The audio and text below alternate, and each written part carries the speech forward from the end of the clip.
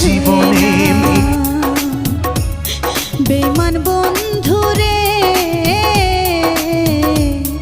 নরক জ্বালা বুকে আর শোয় না।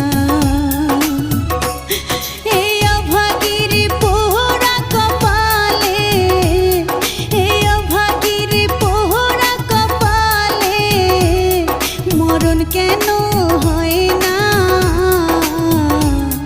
নরক জ্বালা বুকে আর শোয়